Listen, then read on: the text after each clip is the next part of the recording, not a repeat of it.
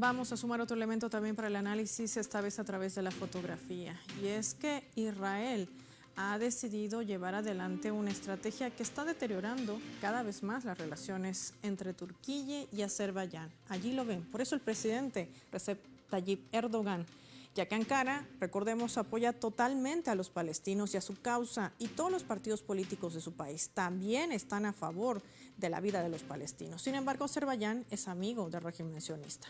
El pasado 20 de junio, manifestantes turcos atacaron con piedras las oficinas en Estambul de la compañía petrolera estatal de Azerbaiyán, SOCAR, para protestar contra las ventas de petróleo hacia Israel.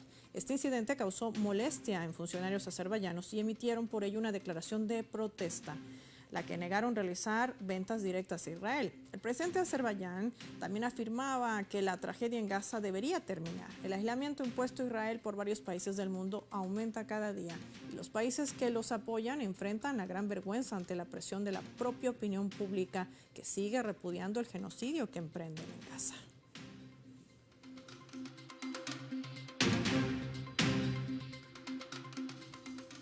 Analicemos este escenario geopolítico. Nos acompaña en directo Juan Luis González Pérez, experto en temas de Oriente Medio. Qué gusto recibirte en el mapa. Gracias por tu tiempo para Telesur. Gracias a vosotros por invitarme, como siempre.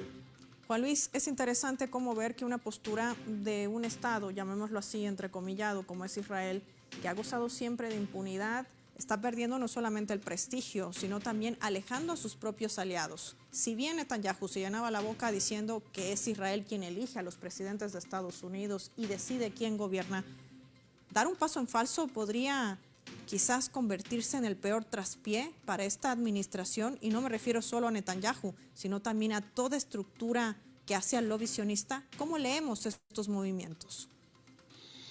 Bueno, Netanyahu está forzando de tal manera su relación con Estados Unidos que los está poniendo en un problema bastante grave. En estos momentos Biden está encerrado, está emparedado entre dos partes. Por un lado, unas elecciones que tiene en noviembre, en las cuales prácticamente parte como perdedor de inicio.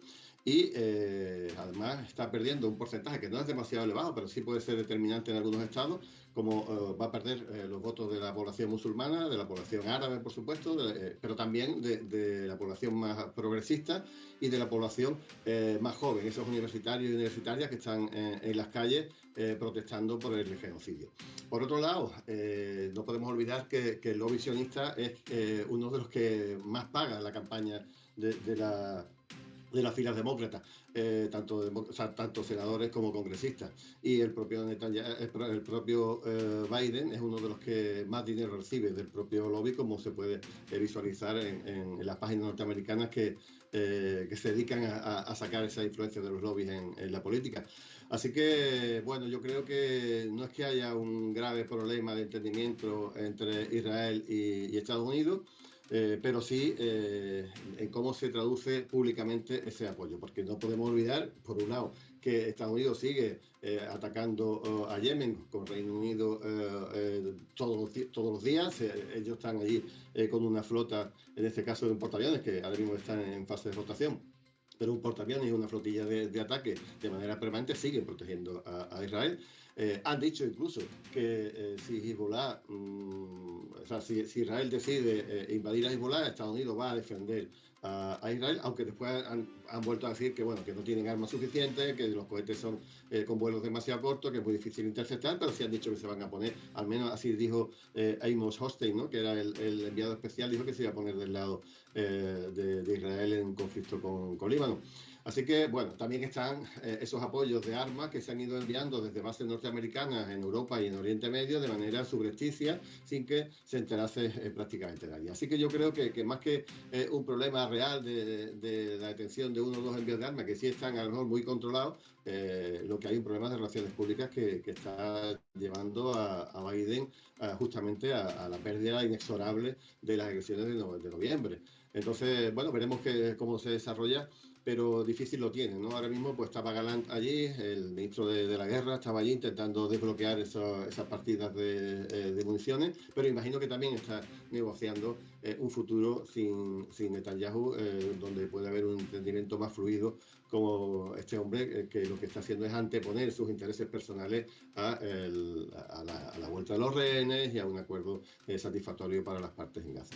Luis, y mientras esto se debate y nosotros conversamos, en este momento en el Knesset, que es el Congreso de Israel, se está debatiendo una ley que la han denominado Al Jazeera, una ley que trata de prohibir que medios en el extranjero hablasen mal, pongamos el término que utiliza Israel, pero que en realidad lo que representa es tratar de esconder el quiebre interno político que tienen, pero también lo que están cometiendo en el mundo. Invasiones, ocupaciones ilegales en pleno siglo XXI, además del genocidio en Gaza. Tratar de esconder todo este panorama en medio del rechazo además de potencias internacionales como China, como Rusia, ayer sesionando en el Consejo de Seguridad, que exigían que las tropas militares de Israel y también de Estados Unidos abandonasen Siria, por ejemplo, un bastión que no han logrado golpear ni derrocar al gobierno constitucional de Bashar al-Assad, como tampoco han podido derrocar al gobierno constitucional de Nicolás Maduro. Esto tiene una lectura de trasfondo también. Israel ha mantenido, ya la ha perdido, su posición de hegemonía mediática gracias al control que ellos mismos ejercen sobre Estados Unidos, sobre los medios de comunicación multinacionales más importantes y sobre todo porque Netanyahu lo dijo hace muchos años en una pillada, en una cámara abierta, en un micrófono abierto, que ellos siempre aparecen como víctimas, ¿no? Entonces, de esa manera se aseguran el favor de la opinión pública. En este caso, en el mundo de las redes sociales, en el mundo donde la difusión de la información se ha democratizado en cierta manera, eso ya cada día es más complicado. Entonces están intentando pues prohibir esos medios como Al Jazeera, que es un medio, bueno, puede ser un poco más pro-palestino, pero tampoco es un medio de la resistencia, ni muchísimo menos. Pero incluso están haciendo leyes en la Knesset para prohibir que se hable de que la mayoría de los muertos del 7 de octubre fueron causados por fuego amigo, como han publicado a veces algunos medios de comunicación israelíes, como Yediot Aharonot, como Haaretz, como Marib, etcétera, que ya se está sabiendo que aplicaron la doctrina Aníbal para que no se cogieran prisioneros a cambio de matar a sus propios prisioneros de Israel, ¿no? Antes muertos que cautivos, ¿no? Que es lo que viene a decir la doctrina Aníbal. Todo eso es un invento, o sea, un intento absolutamente vano de esconder la verdad, que al final siempre va a salir, y sobre todo igual puede tener alguna fuerza en Israel porque ahí pueden controlar un poco a su población y lo que ve o no ve su población, pero absolutamente el mundo ya ha condenado a Israel por los crímenes de guerra, por el genocidio, y lo ha convertido en un estado paria de alguna manera tan absolutamente determinante que no va a poder recuperarse ni muchísimo menos con operaciones de relaciones públicas como las que están ellos acostumbrados a cambiar esa imagen de estado salvaje, asesino, infanticida, terrorista, y que desde luego no tiene ninguna razón de existir hoy día. Agradecer a Juan Luis González Pérez, como siempre, por su análisis y su tiempo para el mapa aquí en Telesur. Finalicemos el programa revisando nuestro vector.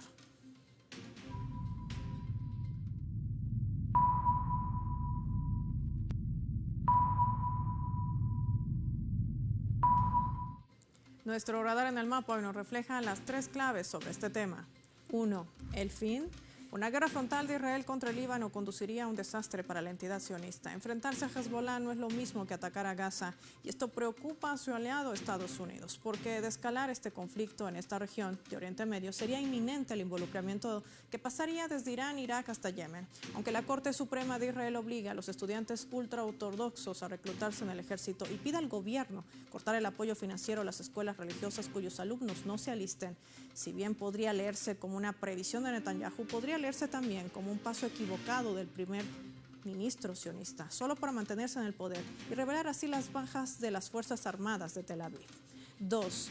Retirada. Son más las voces de potencias en el mundo como Rusia y también China que siguen exigiendo que Israel y Estados Unidos deben retirar sus fuerzas de territorios como Siria y Palestina. Crece cada vez más el rechazo a las invasiones y saqueos, y esto forma parte del surgimiento de un nuevo mundo. Estados Unidos está logrando unir a los países, pero contra sus propios intereses. Lo ha hecho entre China y Rusia, Irán y Arabia Saudí, y no ha podido derrotar a los gobiernos constitucionales de Siria ni de Venezuela. Por eso el plan de la guerra con más guerra es su única salida. A esto le sigue apostando ese unilateralismo de Washington.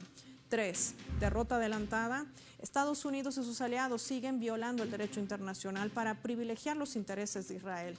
Los ataques con fósforo blanco, cortar la ayuda humanitaria, usar el hambre como un arma de guerra, entre otros. Además de emprender un genocidio y limpieza étnica contra Gaza, no solo no es condenado por Occidente. El sionismo ha sido hábil en avanzar con su lobby de supuesta protección, pero esta estrategia podría jugarla en contra. Si Netanyahu se ha llenado la boca al decir que ellos deciden quién gana las elecciones y quién gobierna Estados Unidos, sabe que si da un paso en falso, eso podría revertirse. Hablar de un plan posguerra, como le llaman ellos, sin acabar con Hamas, que era su supuesto objetivo, no es otra cosa que una derrota adelantada.